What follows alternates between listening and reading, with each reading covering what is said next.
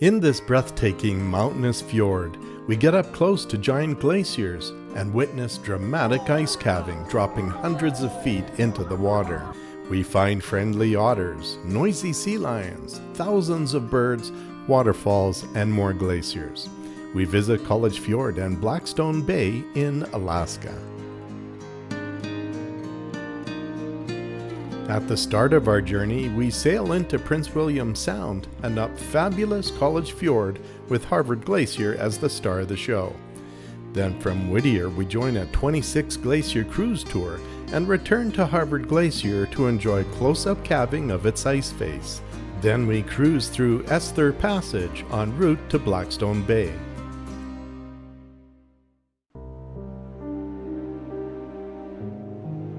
In 1899, just as the Klondike Gold Rush was winding down, an extensive exploration of the Alaskan coastline took place.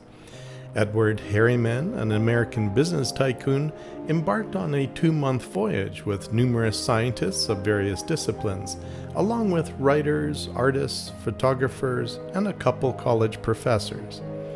They were the first explorers to enter College Fjord, and they named its glaciers after elite colleges. Now that's a fabulous view. Our cruise ship glides smoothly through the fjord, offering us stunning views of these majestic glaciers. The overcast sky with low-hanging cloud creates a mystical ambiance as we marvel at the glacial giants lying in the mountain valleys. From this distance, it's difficult to truly appreciate the immense scale of the glaciers. Using my zoom lens, I capture a closer view of their massive, rugged ice formations created by centuries of compression and fracturing as they slowly move down the mountainside.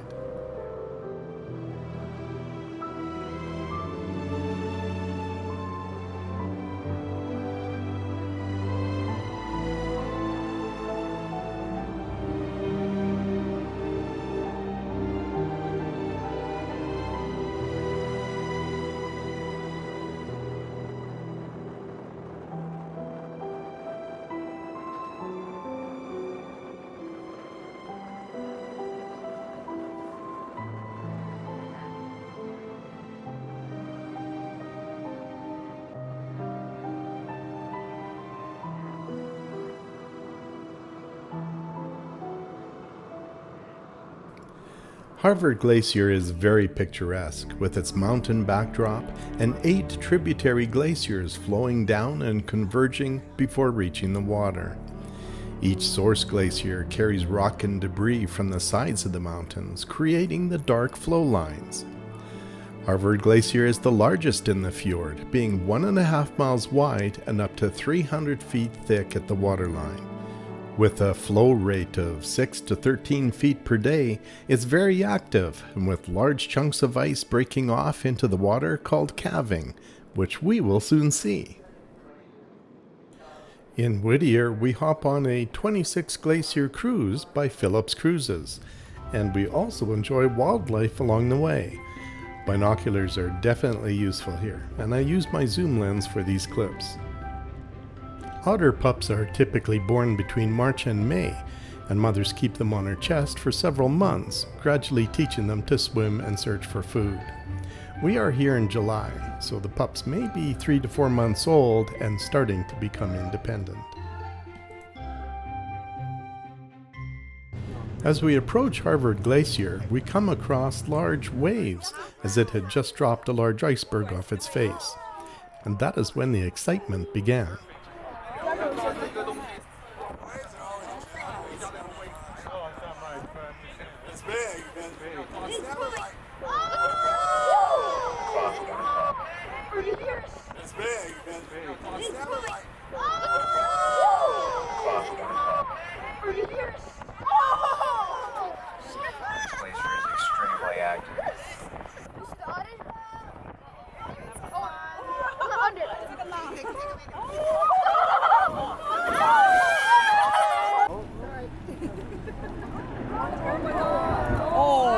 It's going to get bigger.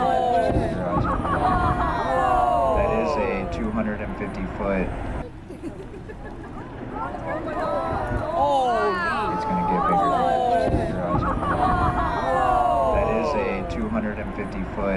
flash right there. And you can see the piece to the right, just moving up, so the Klondike, oh, there it goes.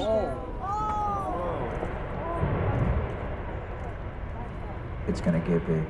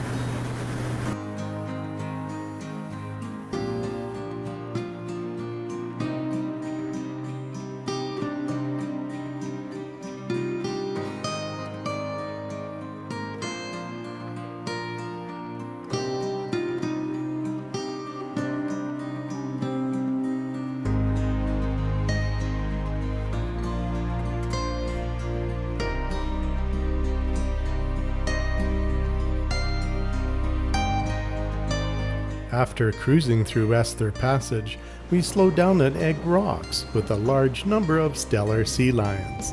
They like to gather in large groups, and they use this spot to rest, breed, and raise their pups. The pups are born between May and June. The sea lions can be found here year-round.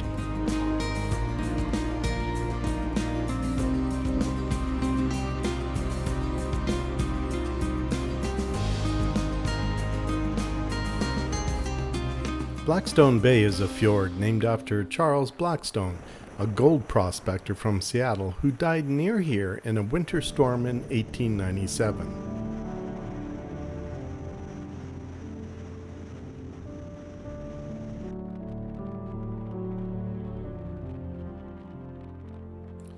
Up ahead is Beloit Glacier, the next destination on our journey at the end of Blackstone Bay.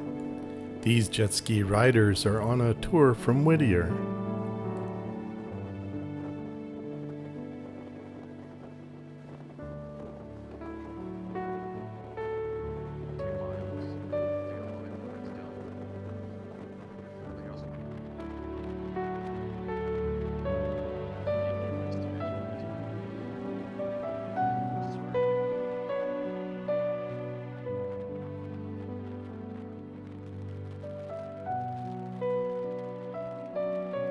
Beloit Glacier is a beautiful tidewater glacier named after Beloit College in Wisconsin.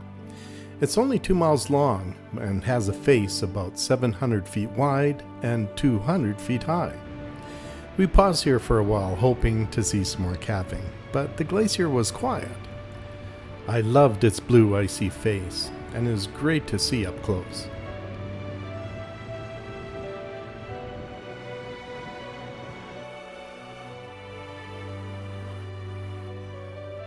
Next to it is a beautiful stream of cascading waterfalls.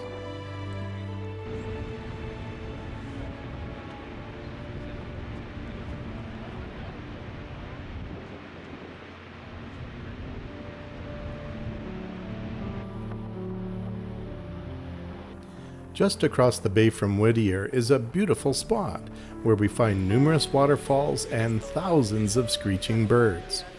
These are black-legged kittiwags, a member of the gull family that are found along the northern coastline. They lay eggs from late May to early June, and chicks hatch a month later. Both parents feed and protect their chicks for about 4 to 5 weeks until they leave the nest.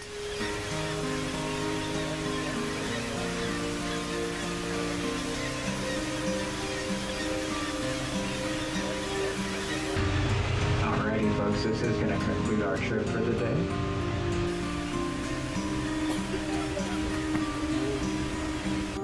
I will have you guys at the dock on time, so for those of you that do have to take... We wrap with a quick look at the Port of Whittier, gateway to beautiful Prince William Sound. Anchorage is another 60 miles away, accessed by a narrow, single-lane tunnel at the end of this road, which has alternating one-way traffic for vehicles and railway. Whittier was built as a military port in World War II, and the Army also built the tunnel to transfer supplies and personnel to bases in Anchorage. Cruise ships begin and end their journeys here, while the port also accommodates cargo vessels and supports the local fishing industry. If you enjoy my videos, I encourage you to subscribe to my YouTube channel and click the bell to be notified of new releases. It's free, and sharing with your friends is much appreciated.